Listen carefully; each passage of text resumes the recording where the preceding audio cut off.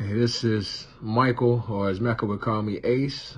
I already miss him so much. So much love for Mecca out of a very small group of very close friends. We lost so much of an important piece.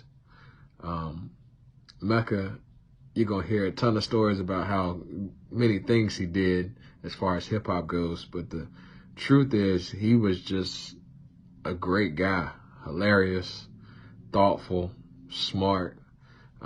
We valued his opinion so much on everything, not just music, because he was always going to tell you something that was thoughtful and coming from his heart.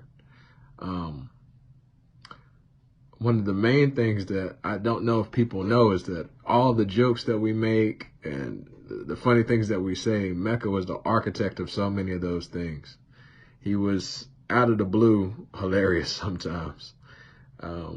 We got close in middle school, and we stayed close until the end. We stayed in constant communication, and I think in some ways we were just sometimes unaware of what he was going through because he never complained. Meanwhile, we were complaining about silly stuff. And it's just such a lesson in the strength that he possessed and the focus that he possessed to continue to achieve despite whatever obstacles he was facing. It's going to be a lesson for me for the rest of my life, and I know for all of us. He was inspirational to us before he passed, and he'll continue to be a special, integral part of all of our hearts and all of our efforts going forward, because how could he not be? Just thinking about him, I just imagine a true lion of a man. He is so present in all of the things that we do. I mean, there's not a phrase I can think of that I can't tie it to something that he either said or did.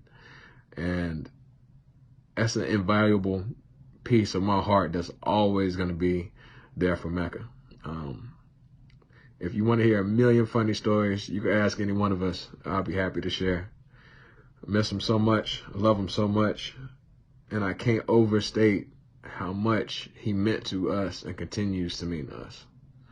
He'll never be forgotten in any way.